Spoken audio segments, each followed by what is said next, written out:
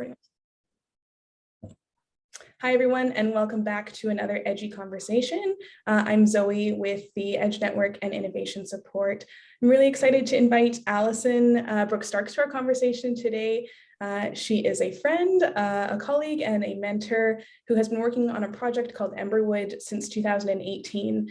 She's based in Treaty 6 territory in Edmonton, Alberta, and connected to Southminster Steinhauer United Church. And she's here today to share a bit about her story and what the journey has been like. So I will turn it over to Alison now to tell us that story. Hello. This is so wonderful to be here. Thanks, Zoe. It's good to see you. I'm looking forward to talking about this. It's going to be fun. So yeah, years ago, there I was on a 28-day long solo canoe trip. And I just thought, I need to take other people and put them alone. I did some ministry work through the Center for Christian Studies, the Diaconal School in Winnipeg, and got a certificate of spiritual care.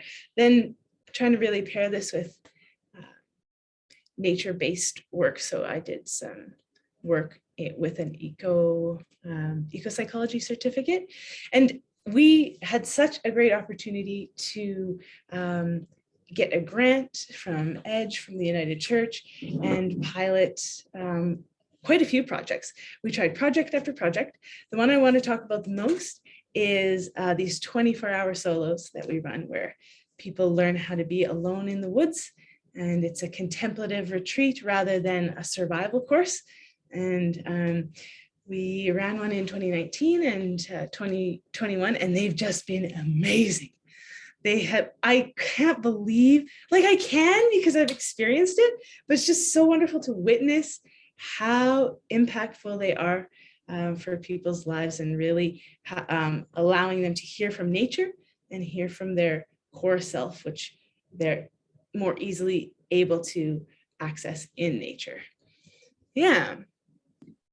That sounds so exciting. Can you tell us more about what the actual project is when they go out on these solo retreats? What does everyone do? Well, we have a series leading up to the 24-hour solo where people learn how to, take care of their food in terms of animals, how to go to the bathroom in the backcountry, how to build a shelter, and most importantly, sort of psychologically, spiritually, emotionally, how to be alone outside. And so we practice that. We do 10-minute solos and 15-minute solos and 20-minute solos, an hour. And then when we go on the trip, they do 24 hours alone. And it's about, meeting themselves, meeting the spirit or their deeper meaning, however they see that.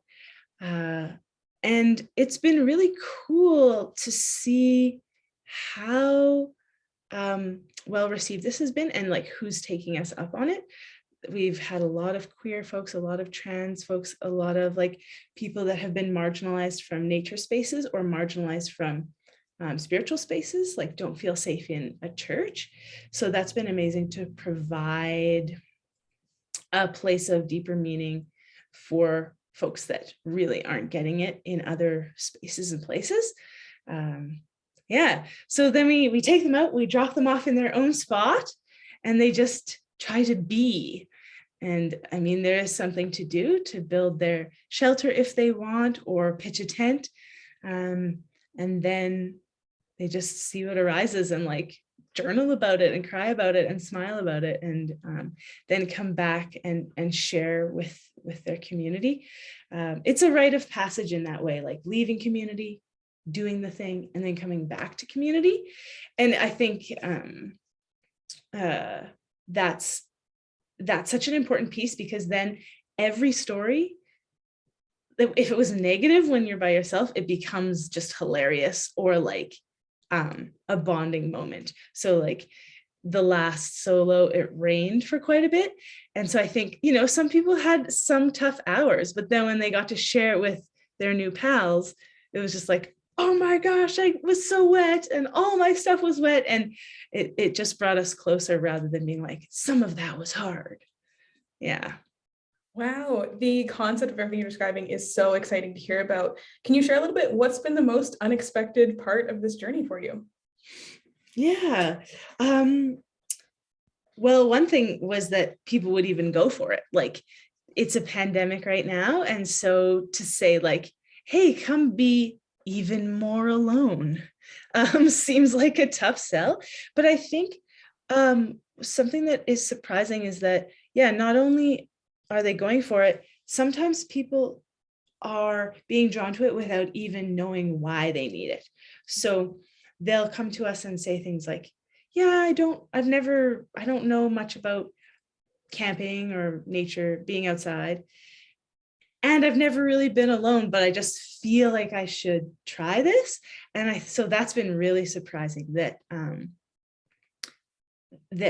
there's this pull and this draw and this need, and that people can trust that and follow that. It's so beautiful, even when they don't know why. So that's been amazing to see.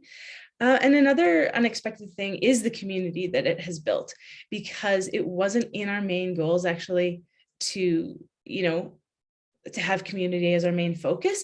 It was quite the opposite. It was like, people need more alone time and more time to hear their inner voice, that we live in a very extroverted world. And so let's give people space.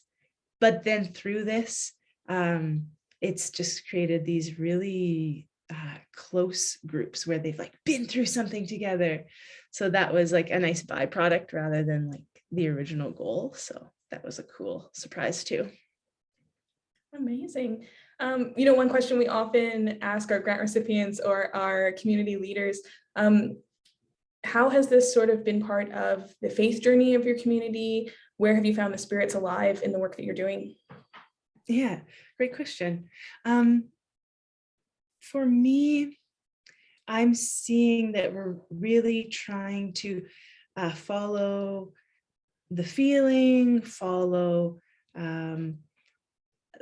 what our community is, what's resonating, but still like keeping it through the lens of our values that we hold dear, but then not sort of saying like, these are our long-term goals and we will get to this exact place, but rather like, where are we being called? Really actually doing a lot of discerning in nature, because that's where I feel I can hear better what's next. And so I've been pleased that it feels accurate that we're like, so we're on this river of like our values and the things that we want to stick with and who this is for, but then we can't see around the next bend, and we're trusting that it will lead to beautiful places, and it really has so far. So maybe a hard question to answer then if we're not quite able to see around the bend, but what's next? Yeah, I appreciate that. And yes, but I do feel that that this particular project and this particular grant and pilot really showed like, it really is leading to more solos, more alone time. This has been really, really beneficial and really so grounding for people, so enlivening, just really life-changing. And that's like a cliched thing to say, but it's really cool to hear how people refer back to their solo, or they'll tell stories about their solo, or they'll like share and want to do another. And people have come a couple times. We've done 2 so far.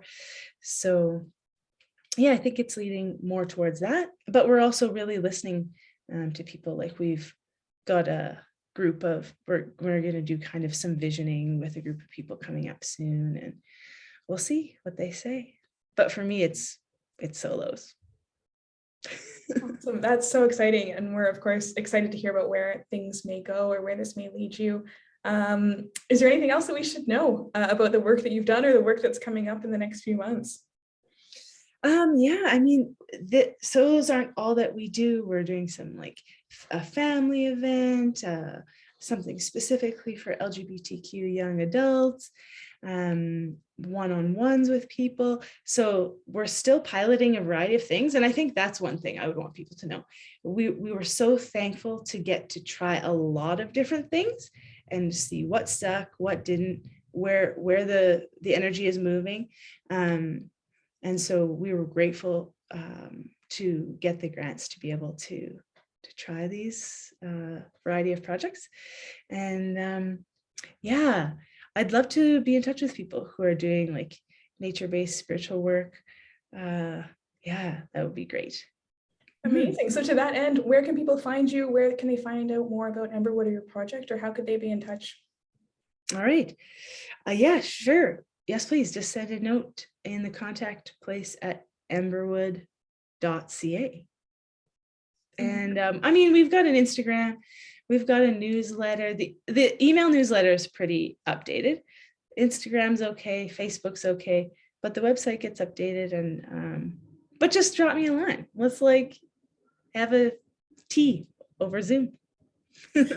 Awesome. Thank you so much, Alison. So folks can reach out at emberwood.ca if they want to be in touch and chat nature-based spiritual practices.